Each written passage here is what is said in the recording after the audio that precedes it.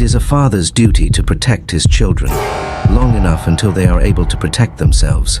This is a story about a father's willingness to face a complete nightmare and do whatever it takes to protect his son.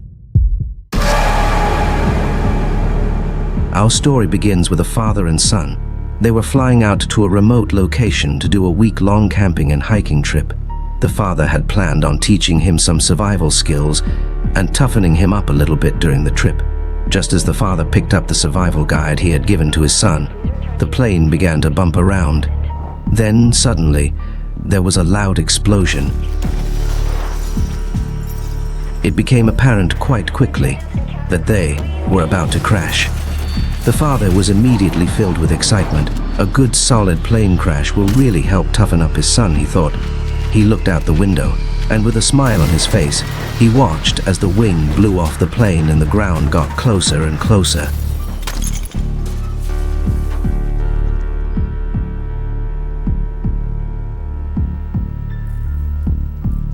After waking up from being knocked out cold by the impact, the father watched as a man with red skin picked up his son and wandered off. The father, still weak and dazed, he could not gain the strength to rise and stop him. Just like that, his son was gone. He stood, hurt and low on energy. He grabbed what he could from the plane, including a small axe, then like a maniac began sprinting through the forest, yelling for his son, and loudly threatening the red man. He could hear sounds coming from inside of a cave, so he ran in, full blast. Eventually he found what was making the sounds, and he challenged them with no fear.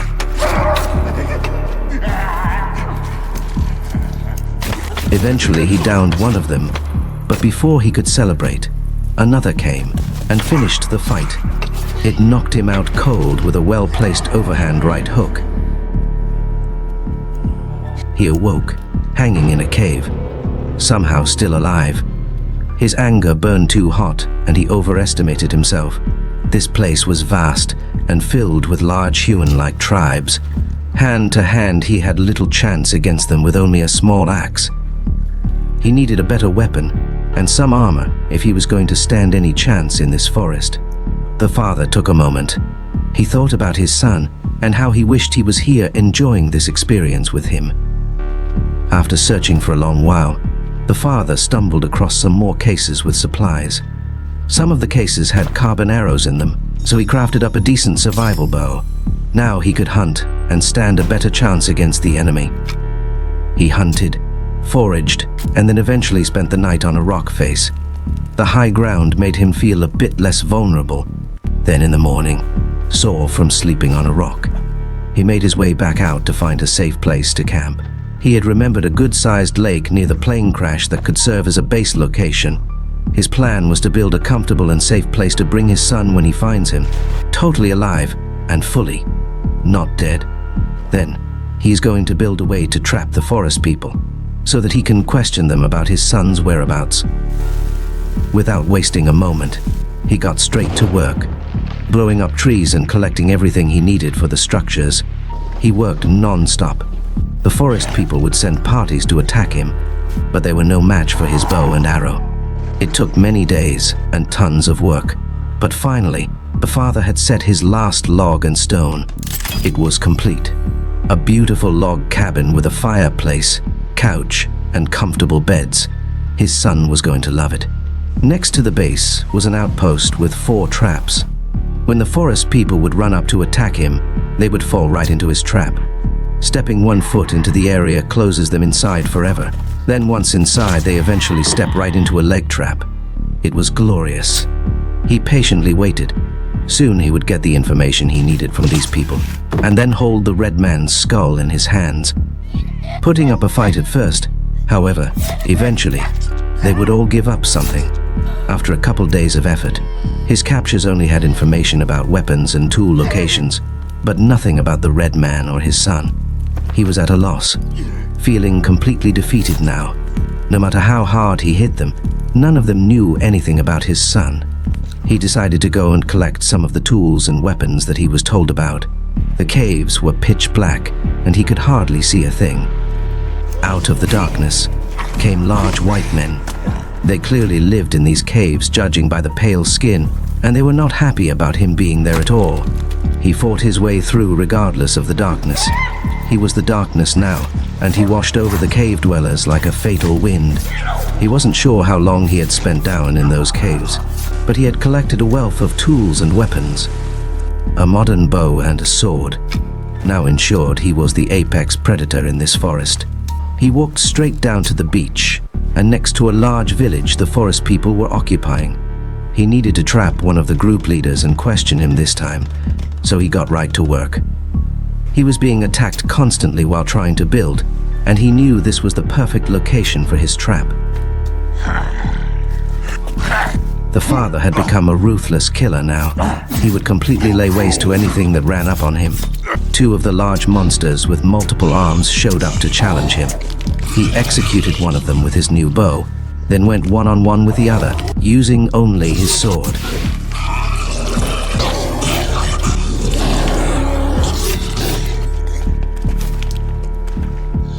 It was a glorious battle, and the father was eventually the victor. He ripped away the flesh of the beast and wore it in dominance. It took several days, but the trap was complete. It did not take long for the trap to fill up. He had finally caught one of the chiefs. Now he would be able to get the information he needed.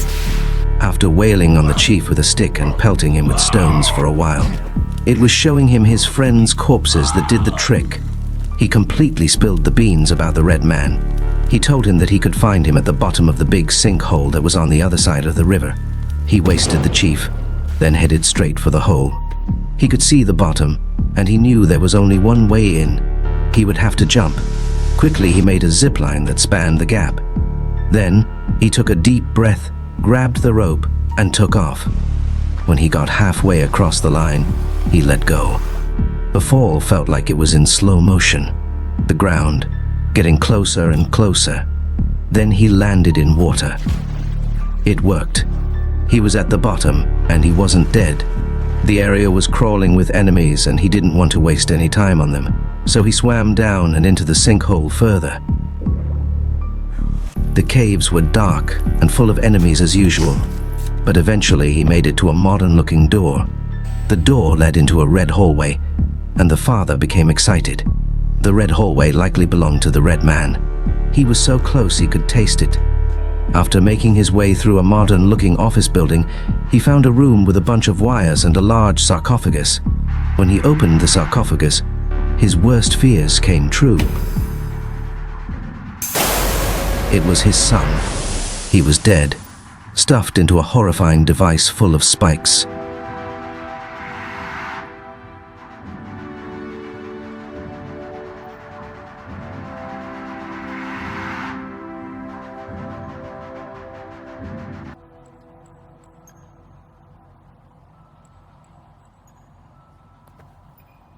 The feelings overwhelmed the father as he took his son out and laid him down. Then, in a pit of despair, he found some hope. The device seemed to transfer the life force from one person to another. He began to hook his son into the machine.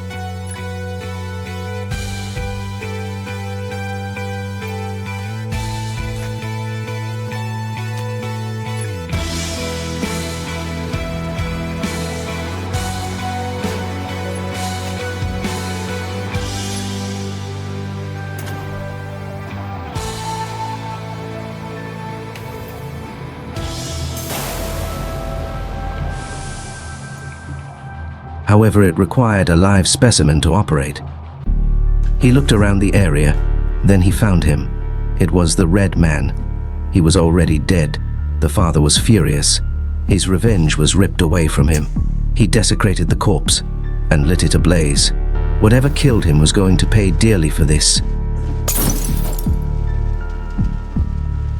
He made his way further into the facility, uncovering testing sites and weird creatures. Then eventually, he found a little girl.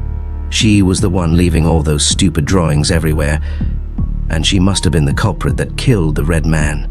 He ran up to her, ready to deliver a severe beating. Then she turned around.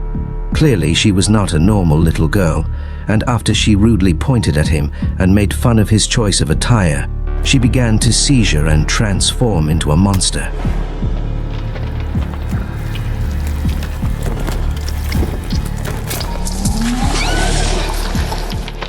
The father didn't even hesitate. He hit her with some explosives, then began to unload arrows into her. He barely even tried to dodge her attacks and let the creature wail on him a little bit. She ripped off some of his armor, but he remained calm and continued to fire his arrows. It's not a fight if you don't get hit a couple times. It landed a few good shots, but eventually it bit the dust. That little girl fought like a little girl, and the father wiped his shoes with her. Feeling proud of his victory, he quickly took her body back to the machine and tried to load her into it. The machine rejected her. It required a live specimen. Perhaps he should have captured her alive instead of turning her into a pincushion, but it was too late now. Unfortunately, he had basically murdered everything on the island already, but he was going to find something, no matter what.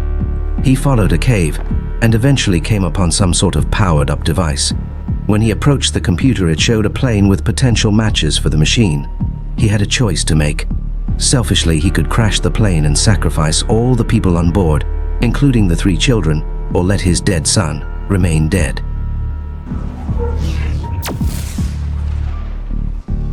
The father watched in amazement as the plane fell from the sky and landed on the island. The choice was easy to make, and the father just couldn't help himself. He had always loved a good plane crash, ever since he was a boy. A year after the ordeal, and even though the father completely murdered a plane full of innocent men, women, and children, he had since wrote a book about it to cash in on the experience, and he was now a celebrity. Him and his son were being interviewed on television. Then, after the host made them relive the nightmare on set, his son began to thrash and seizure, just like the little girl did before she turned into a monster. However, after the father hit him with a good amount of name-calling and belittling, the son stopped and regained control. The story was over for now, a happy ending, other than all of the forest people who died, and all the people in the multiple plane crashes that also died. Other than that, it was a happy ending and a very uplifting and motivating story. I hope you enjoyed it, and that you are pumped up about plane crashes as well. Thanks for watching. If you liked the video, slug on that thumbs up button with everything you have, leave a delightful comment, or even possibly subscribe. It would mean the world to the father and I. Cheers.